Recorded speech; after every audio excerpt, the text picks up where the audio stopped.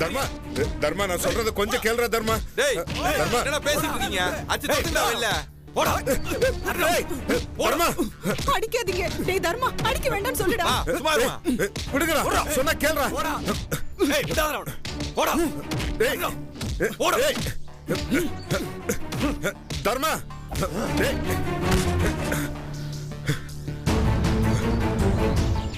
டேய் தர்மா அடிக்க வேண்டாம்னு சொல்லுடா. இவனால தான் நம்ம அப்பாவோட உயிரே போயிடுச்சு. டேய் அதுக்கும் மாப்பிளைக்கு என்னடா சம்பந்தம்? என்னது? யாருக்கு மாப்பிள? பொண்ணே வேணாம் தலைமுழியாச்சு.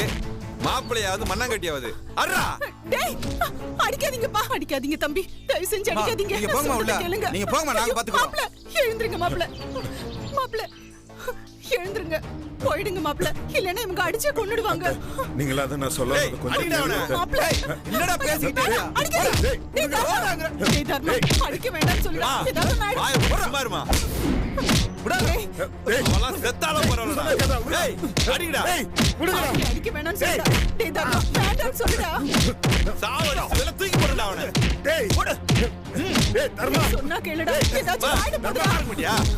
டேய் சொல்லுடா. சொல்லிட்டு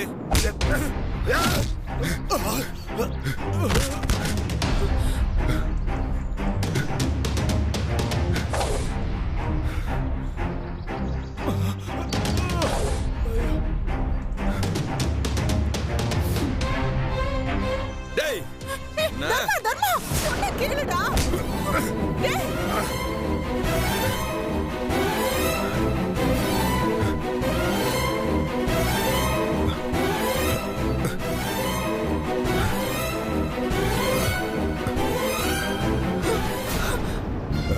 டேய் தர்மா நான் பிரச்சனை பண்றதுக்காக வரலடா.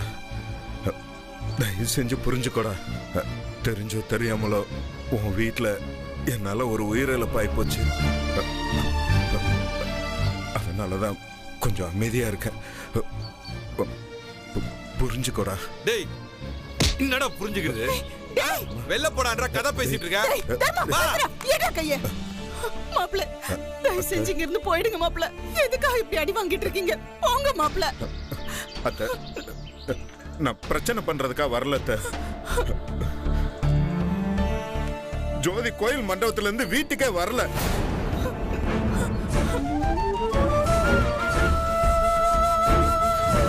நேற்று ராத்திரில இருந்து சாப்பிடாம அழுதுகிட்டே இருக்கா. கூப்பிட்டாலும் வீட்டுக்கு வர மாட்டேங்கிறா. நாங்க எது சொன்னாலும் கேட்க மாட்டேங்கிற அத்தை. என்ன பண்றதுன்னே தெரியல. அப்படியே ஏதோ பித்து பிடிச்ச மாதிரி இருக்கா. அவளுக்கு ஏதாவது ஆயிருமோன்னு தான் பயமா இருக்கு அத்தை. அத்தை அத்தை ப்ளீஸ் அத்தை நீங்க தான் வரணும் அத்தை. நீங்க தான் அவளுக்கு நிலைமையை பேசி புரிய வச்சு சமாதானப்படுத்தணும் அத்தை. சரி மாப்ள அத நான் பாத்துக்கிறேன். நீங்க தயவு செஞ்சு இங்க இருந்து கிளம்புங்க. ப்ளீஸ் ப்ளீஸ் மாப்ள தயவு செஞ்சு போங்க. அத நான் பாத்துக்கிறேன். நீங்க முதல்ல போங்க இங்க இருந்து.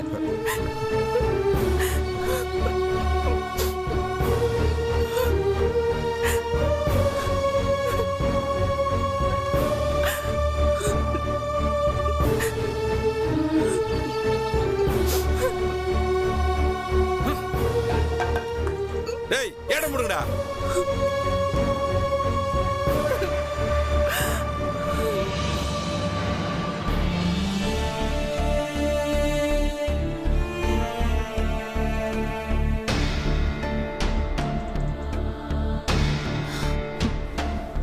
மா அண்ணா இன்னும் வரலையாமா? ஜோதி வராம அவன் எப்படிமா வருவான்? மா மதினி உங்க கூட வரலையா? மதினியை கூப்பிடலையா நீங்க? நான் எவ்வளவு கூப்பிட்டாலும் ஜோதிக்கு இன்னும் கோபம் குறையவே இல்லை. அவ கோபம் நியாயமானது தானே. ஆனாலும் ஒரு பொண்ணு அங்க தனியா இருக்கிறது கஷ்டமா இருக்கு. அதனால அவளா வர வரைக்கும் அங்கேயே இருக்கிறதா நல்லது.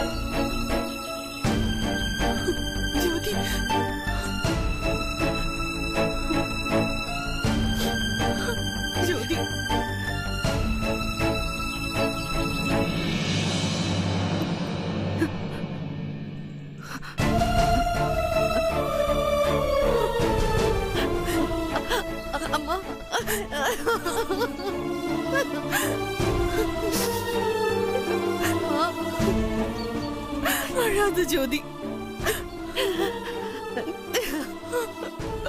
அழாதம்மா. அம்மா, நான் தப்பு பண்ணிட்டேன்மா.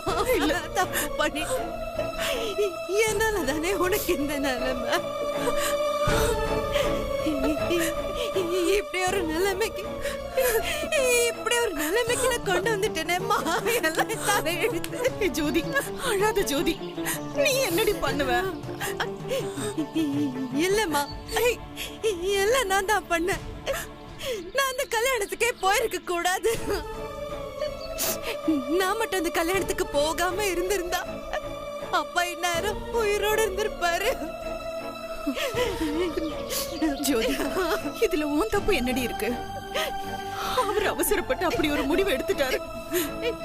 அதுக்கு நீ என்ன பண்ணுவ? இல்லம்மா, எல்லா பிரச்சனையும் என்னாலதான். என் அப்பா உயிர் போறதுக்கு நானே காரணமாயிட்டேன். இப்படி ஒரு காரியத்தை எந்த பொண்ணும் அவ அம்மாவுக்கு பண்ண மாட்டாம்மா. ஜோதி, நடந்தது எல்லாத்தையும் விட்டு தள்ளணும். நீ அதே நினைச்சிட்டு இருக்காத. இங்க பாரு, போனவங்க திரும்பி வரவா போறாங்க. நீ அத நினைச்சு இருக்கிறவங்களை கஷ்டப்படுத்தாத ஜோதி. இத பாரு, நீ உன் வாழ்க்கைய வாழ பாருமா. உங்க அப்பா தான் அவசரப்பட்டுட்டாரு. அவர் போனதுக்கு அப்புறம் நானும் அவர் கூடயே செத்து இருக்கணும். அம்மா, நான் அப்படி எதுவும் பண்ணாம இன்னும் உயிரோட இருக்கேனே, அதுக்கு காரணம் நீதான் ஜோதி. அந்த வீட்டுல இருந்த வரைக்கும் என்னோட வாழ்க்கை பெருசா சந்தோஷமா இருந்ததில்ல. சும்மா சிரிச்சு பேச கூட சுதந்திரம் இல்லாம இருந்துச்சு. ஜோதி, இப்போ உனக்கு அமைஞ்சிருக்கிற வாழ்க்கை அப்படி இல்லம்மா. எப்பவுமே நீ சந்தோஷமாவும் பயப்படாம சுதந்திரமா இருக்கிற மாதிரியும் அமைஞ்சிருக்கு. இந்த மாதிரி வாழ்க்கை எல்லா பொண்ணுங்களுக்கும் அமையாது ஜோதி. பணம் காசை விட ஒரு பொண்ணுக்கு சுதந்திரமான நிம்மதியான வாழ்க்கையும் நல்ல புருஷனும் தாமா முக்கியம்.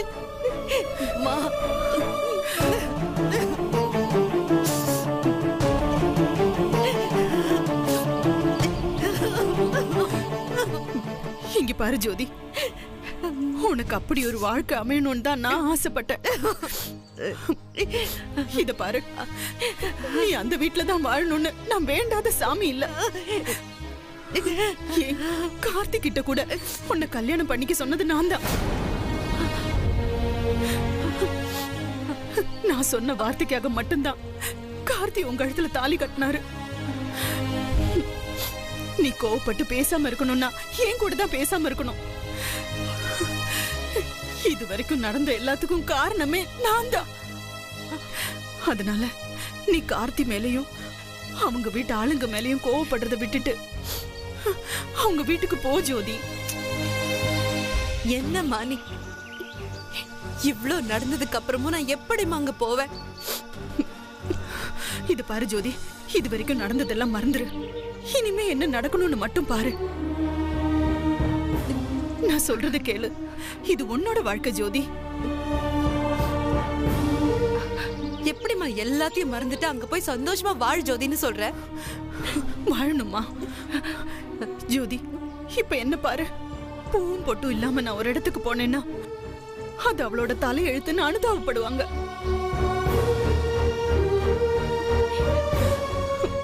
ஆனா உனக்கு எல்லாமே இருந்தும் நீ கார்த்தி கூட போய் வாழாம இருந்தேன்னா நீ வாழ வெட்டி திமிர் பிடிச்சவ அப்படி இப்படின்னு எல்லாம் சொல்லி ஊரே உன்னை அசிங்கமா பேசுண்டி. பேசினா பேசிட்டோமா, அதுக்காக என்ன ஏமாத்தினவ முகத்தை என்னால பார்க்க முடியாது. இது பாரு ஜோதி, உன்னை யாராச்சும் ஒருத்தர் வாழ வட்டின்னு சொன்னா என்னால தாங்கிக்க முடியாது. அப்புறம் நான் என் உசிரியை விட்டுருவேன் ஜோதி. அம்மா, என்ன நீ அப்படி எல்லாம் விளையாட்டு கூட சொல்லிடாத, பாத்துக்கோ ப்ளீஸ். அப்ப நீ உடனே கார்த்திக் வீட்டுக்கு போ. எப்படியும் உன் கழுத்துல தாலி ஏறிடுச்சு இல்லம்மா, இனிமே அதுதான் உன் வீடு. இத பாரு, நீ அங்கதான் இருக்கணும். அப்படி நீ அங்க போகாம இருந்தா ஊர்க்காரங்கள உன்னை தாண்டி அசிங்கமா பேசுவாங்க. அதை கேட்டுட்டு என்னால நிம்மதியா இருக்க முடியாது ஜோதி. அப்புறம் நானும் உங்க அப்பா மாதிரி உயிரை விட்டுருவேன். அம்மா அம்மா அப்படிலாம் பேசாதம்மா. இது பாரு ஜோதி, நான் போய் சொல்லல. நீ அங்க போகலன்னா என் மக வாழ வெட்டியா இருக்கிறத பார்த்துட்டு என்னால உயிரோடவே இருக்க முடியாது. அம்மா அம்மா அப்படிலாம் பேசாதம்மா. நீயும் இல்லைன்னா நான் அனாதை ஆயிடுவேன்மா. இப்ப என்ன, நான் அங்க போகணும் அவ்வளவுதானே? ஆமா ஜோதி. ஆனா அங்க போய் நான் சந்தோஷமா இருப்பேன்னு மட்டும் நினைச்சுக்காதம்மா.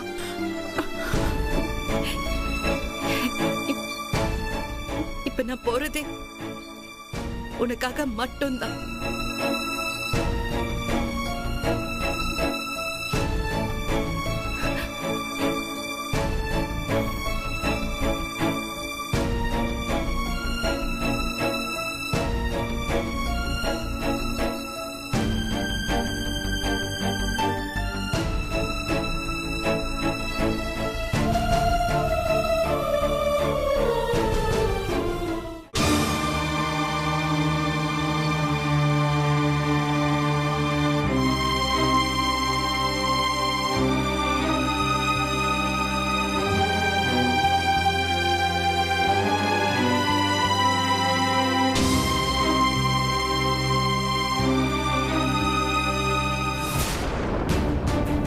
எங்க போயிட்டு வரவ?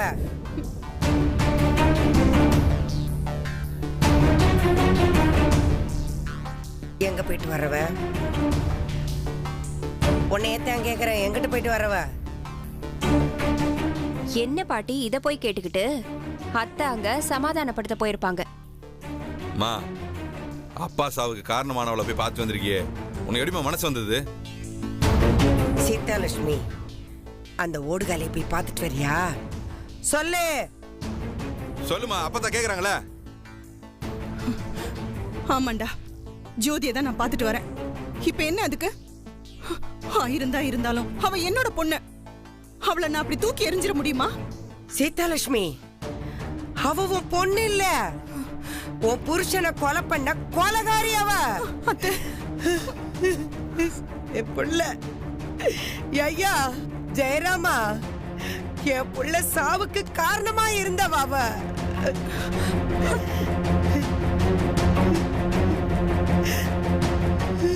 நம்ம குடும்பத்தையே சந்தி சிரிக்க வச்சவ. அவளுக்கும் நமக்கு இருந்த ஒட்டு உறவு எல்லாமே முடிஞ்சு போச்சுன்னு அவளை தலை முழுகியாச்சு. அவளை போய் பார்த்துட்டு வரேங்கிற? அத்தை, ஜோதி பாவம். அத்தை, பாவமா? அவளா பாவம்? நம்ம எல்லாரையும் நம்ப வச்சு கழுத்து அறுத்துட்டா அவ. நல்லாவே கழுத்து அறுத்துட்டா. பாவி மவளே, இப்ப நீதாண்டி ஐயோ பாவமா நிக்கிற. உன் தாலி அறுத்து உன்னை மூளையாக்கி மூலையில உட்கார வச்சுட்டாடி அந்த பாவி. அவளை போய் பார்த்துட்டு வரேங்கிறியே?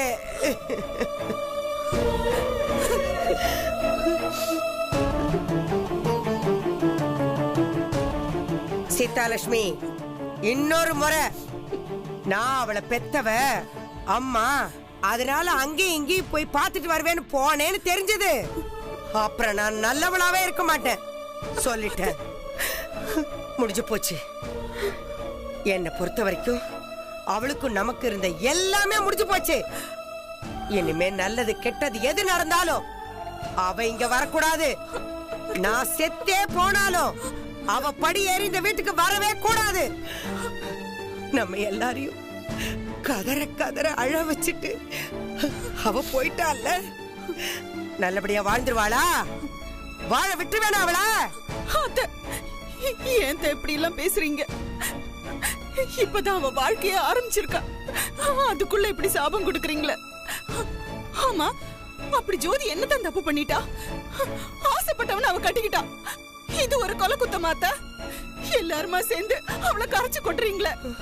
பெத்த வயிறு பத்தி எரியுதடி, பத்தி எரியுது. பாரு, இங்க பாரு, என் பிள்ளைய நான் பறி கொடுத்துட்டேனே. நீங்க மட்டும்தான் பறி கொடுத்தீங்களா? நான் தான் என் புருஷனை எழுந்து நிக்கிறேன்.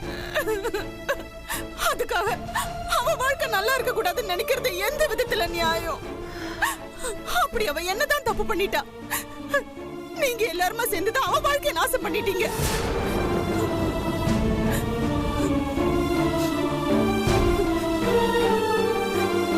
இப்ப அவ என்னத்தை தப்பு பண்ணிட்டா? யாரும் பண்ணாத தப்பையா ஜோதி பண்ணிட்டா. அவளுக்குன்னு பிடிச்ச வாழ்க்கையை தேர்ந்தெடுத்துக்கிட்டா. அவ்வளவுதானத்த. எது பிடிச்ச வாழ்க்கை? அந்த ஈனப்பைய குடும்பத்துல போய் வாக்கப்படுறது பிடிச்ச வாழ்க்கையா? அதுக்கு உன் மக செத்து போயிருக்கலாம். அவ சாகாம என் பிள்ளைய கொண்டுட்டாளே சண்டால பாவி. ஐயோ அத்தை, திரும்ப திரும்ப அதே சொல்லாதீங்க அத்தை. அவளுக்கும் இதுக்கும் எந்த சம்பந்தமும் இல்ல. அவர் போனதுனால எல்லாத்தையும் எழுந்தது நானு. பூவையும் போட்டையும் எழுந்து நான் தான் தனியா நிக்கிறேன். அவ்வளவுதான் நான் கொடுத்து வச்சது.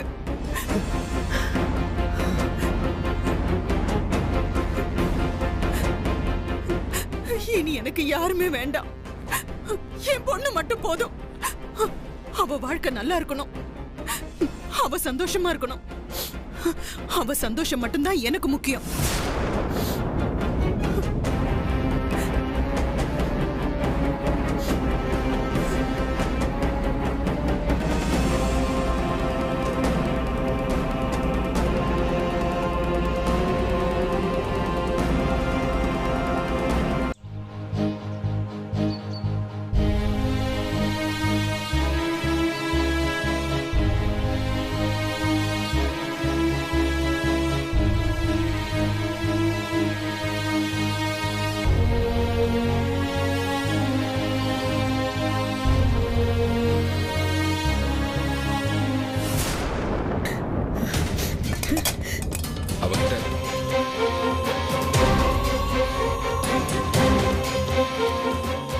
நினைச்சது ஒண்ணு, நடந்தது ஒண்ணு.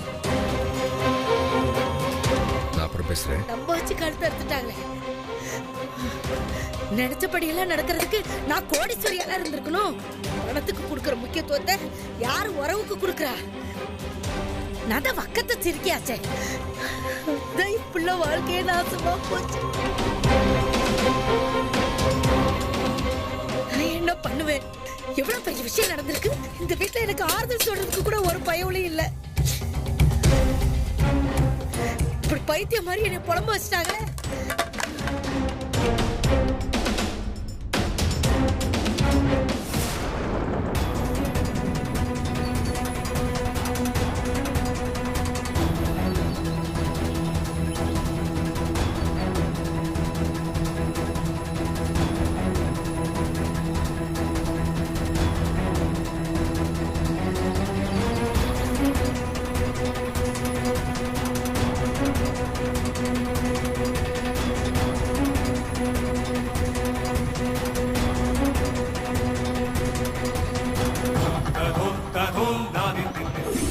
உயிர் வாழணும்னு உனக்கு உண்மையாவே ஆசை இருந்தா நீ ஐஸ்வர்யாவை கல்யாணம் பண்ணிக்கிறேன்னு எனக்கு இப்ப சொல்லு.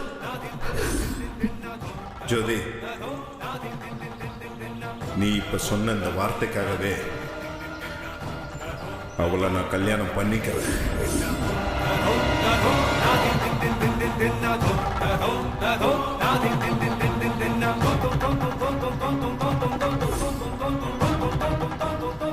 நம்ம குலசாமி மேல சத்தியமா சொல்றேன், ஐஸ்வர்யாவை கல்யாணம் பண்ணிக்கிறதுல எனக்கு சம்மதம்.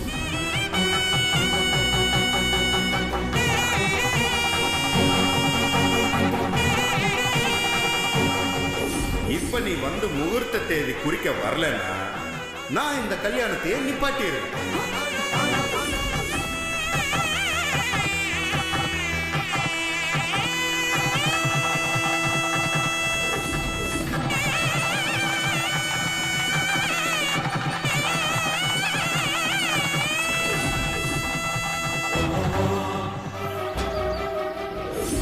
நீ அங்க போகலன்னா என் மக வாழ வெட்டியா இருக்கிறத பார்த்துட்டு என்னால உயிரோடவே இருக்க முடியாது.